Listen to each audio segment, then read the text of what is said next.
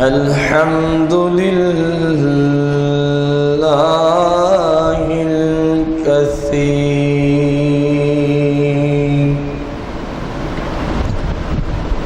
والصلاة والسلام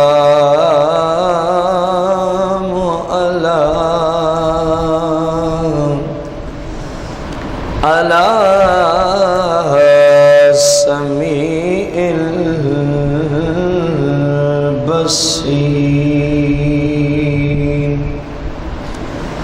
وعلى آله وأصحابه وأزواجه وعلماء أهل السنة أجمعين. قال الله تبارك وتعالى في القرآن المجيد والفرقان الحميد: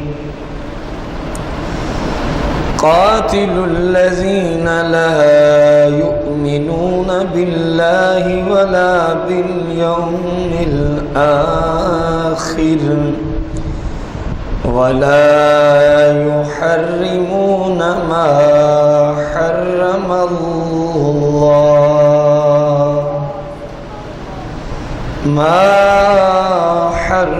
الله ورسوله.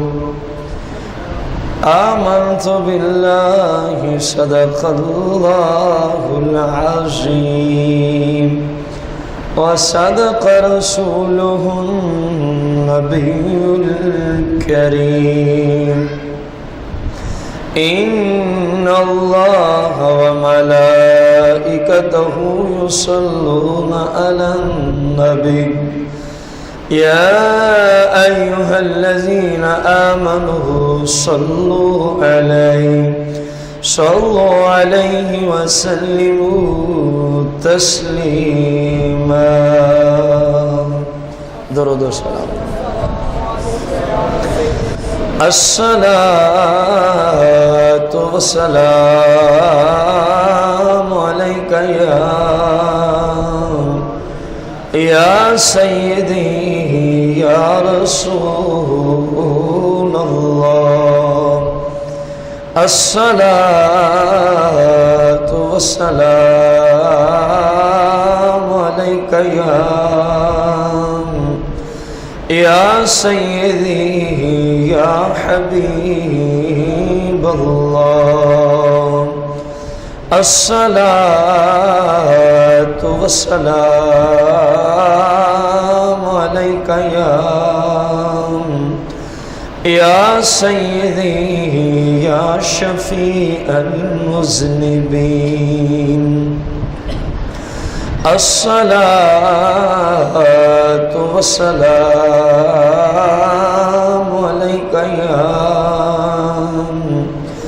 يا سيدي يا رحمة للعالمين.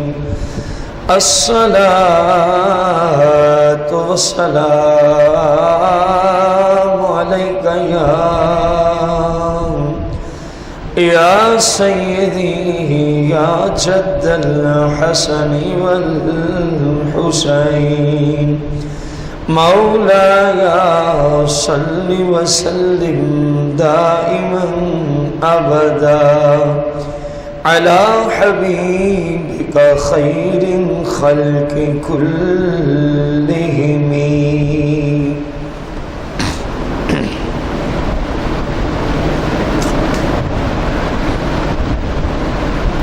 حمد و صلات کے بعد سامعین محتشم، کیونکہ آج کا دن جہاں عید قرباں ہے، وہیں اللہ کا فضل و کرم ہے کہ جمعۃ المبارک کا بھی دن ہے، دو فضیلتیں اکٹھی ہوئی۔ خوشی کا دن ہے، بئی معنی خوشی کا جملہ بولا ہے کہ اس دن اللہ کریم اپنے پاک محبوب علیہ الصلوۃ والسلام کے توسل سے کثرت کے ساتھ مسلمانوں کو جہنم سے آزاد فرما کے جنت کا پروانہ ادا فرماتا ہے۔ اس حیثیت سے یہ دن خوشی کا ہے، تو کچھ دوست احباب کا یہ خیال تھا کیونکہ جمعۃ المبارک اور عید قربان دو خوشیاں مل گئیں، تو جو خطبہ ہو وہ بھی کوئی خوشی والا مقام ہونا چاہیے۔ وہ میں آیت کریمہ پڑھ رہا تھا تو مجھے آیت کے مفہوم پہ ہی بے ساختہ مسکرانا آ رہا تھا کہ مالک کریم نے اپنے محبوب علیہ السلام کو کتنا زیادہ عزت اور شان سے نوازا ہے۔ اصل میں موضوع جو ہے یہ انتہائی طویل ہے، جو آج خوشی والے دن میں خوشی والا موضوع رکھا گیا ہے، وہ ہے سرور دو جہاں علیہ الصلوۃ والسلام مختار کل ہے۔ سرور دو جہاں صلی اللہ علیہ وسلم کیا ہیں؟ دیکھیں، اختیار کی محدثین نے، ائمہ نے، مفسرین نے، فقہاء اور مجتہدین نے دو قسمیں بیان کی ہیں۔ ایک ہے اختیارات تقوینیہ، اختیارات تقوینیہ، اور دوسرا ہے اختیارات تشریعیہ۔ اختیارات تقوینیہ کسے کہتے ہیں؟ کسی مردے کو زندہ کر دینا، کسی مردے کو زندہ کر دینا، یا کسی کے لیے دل کر جائے تو زندہ کو مار دینا، زندہ کو مار دینا۔ کوئی مشکل میں پھنسا ہوا ہے تو اس کی مشکل کو دور کر دینا، کسی کی کوئی حاجت ہے، کسی کی کوئی نعمت کے لیے خواہش ہے، اس کی حاجت پوری کرنا، اس کو وہ نعمت عطا کر دینا، یہ اختیارات تقوینیہ میں شمار ہوتے ہیں۔ جبکہ دوسری قسم ہے اختیارات تشریعہ۔ اختیارات تشریعہ کسی کام کو کسی خاص فرد کے لیے فرض قرار دے دینا، کسی کام کو کسی ایک فرد کے لیے رخصت دے دینا، بھئی باقی سب کے لیے یہ حرام ہے لیکن تجھے اجازت ہے، تجھے کیا ہے؟ اجازت ہے۔ یا کسی کے لیے کسی کام کو واجب کر دینا جبکہ بقا کسی پر نہ ہو، اور کسی پر واجب کام تھا لیکن فرمایا چلو تیرے اوپر واجب نہیں ہے، چلو تیرے اوپر۔ یہ اختیارات تشریعیہ ہے، یہ اختیارات ہیں۔ اور سرکار دو جہاں صلی اللہ علیہ وسلم کو مالک کریم نے اپنے فضل و کرم سے اختیارات تقوینیہ میں بھی مختار کل بنایا ہے، اور اختیارات تشریعیہ میں بھی سرکار دو جہاں کو مختار کل بنا کے بھیجا۔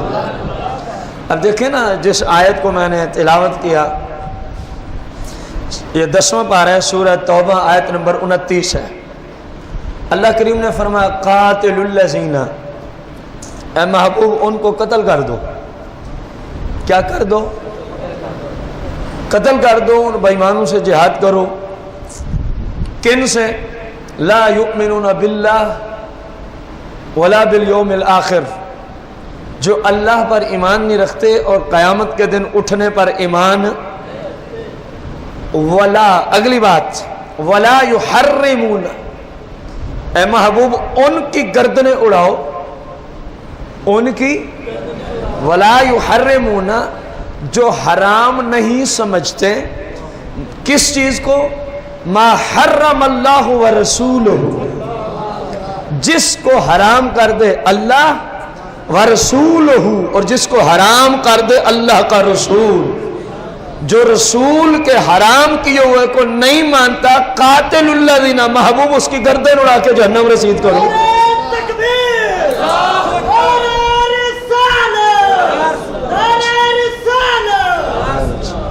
اب دیکھیں سرکار دو جہاں علیہ السلام کو اس آیت میں اللہ کریم نے کتنی شان سے نوازا ہے. فرمایا ٹھیک ہے وہ سب کچھ کرتا ہو، کیونکہ کسی چیز کو حرام کرنا یہ اختیار کی علامت ہے.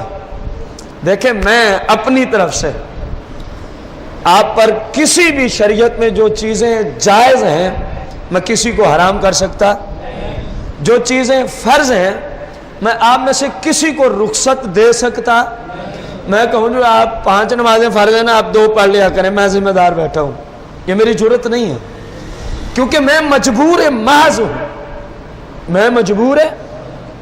ہاں سرور دو جہاں علیہ السلام کو یہ بھی اختیار ہے، 5 کو 2 کر دیں تو اللہ فرماتا ہے ٹھیک کیا، کیونکہ خود تو فرمایا جو آپ کے، اب میں اس کا سادہ لفظوں میں ترجمہ کروں، کسی چیز کو حرام وہ کرتا ہے جس کو اختیار ہو شریعت میں.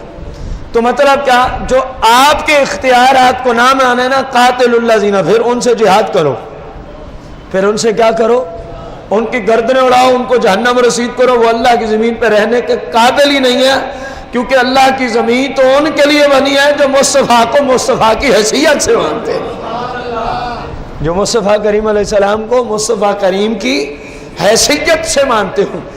یہ کیا ہے، نبی تو ہے کر کچھ نہیں سکتا. پھر فرق کیا ہے امتی اور نبی میں؟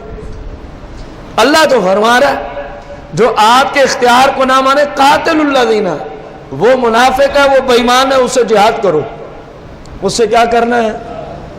دیکھیں ہمارے ائمہ نے، یہ شارح بخاری ہیں ارشاد الساری، انہوں نے رسول کریم صلی اللہ علیہ وسلم کی جو احادیث امام بخاری نے صحیح بخاری میں جمع کی، ارشاد الساری اس بخاری کی عربی میں شرح ہے، عربی زبان میں اس کی کیا ہے؟ شرح ہے. جلد 30 ہے، صفحہ 525 پر کیا لکھتے ہیں؟ خصوصیت اللہ لا تکون لغیرہ اذ کان له صلی اللہ علیہ وسلم ان یخص من شاء بما شاء من الاحکام. کیا لکھتے ہیں کہ یہ جو ہر طرح کا اختیار ہے، ہر طرح کا مختار کل ہونا جو ہے، لکھا کہ یہ صرف رسول کریم صلی اللہ علیہ وسلم کی شان ہے.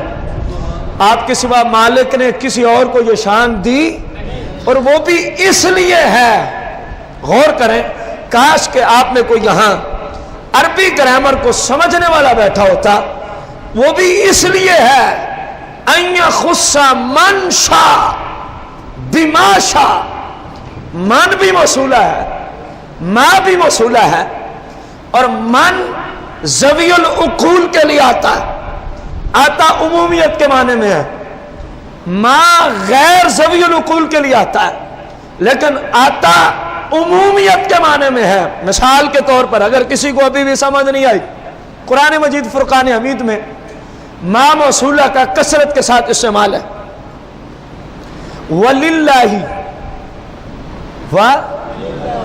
اور اللہ کے لیے ہے، اور ما، اس کا ترجمہ میں ابھی چھوڑ رہا ہوں، یہی ما ہے جو ادھر آیا ہوا ہے. فِي السَّمَاوَاتِ وَالْأَرْضِ، اللہ کے لیے ہے. فی کا معنی میں، السماوات کا معنی آسمانوں میں، والارض کا معنی زمینوں میں. للہ، اللہ کے لیے ہے. فی السماوات، آسمانوں میں، والارض، اور زمینوں میں. کیا اللہ کے لیے ہے؟ کیونکہ ابھی ہم نے ما کا ترجمہ، اب آپ کو سمجھ آئے گی کہ ما موصولہ اپنے ضمن میں کتنی چیزوں کو لے کے آتا ہے. غور کرنا، للہ، اللہ کے لیے، ما جو کچھ بھی ہے، یہ ما موصولہ کا ترجمہ ہے. للہ ما، جو کچھ بھی ہے، فی السماوات، آسمانوں میں، والارض، زمینوں میں، ما جو کچھ بھی ہے، للہ، وہ کس کی ملکیت ہے؟ اللہ کی ملکیت ہے. یہی ما ادھر آیا ہے. جس طرح ما وہاں معنی پیدا کر رہا ہے کہ جو کچھ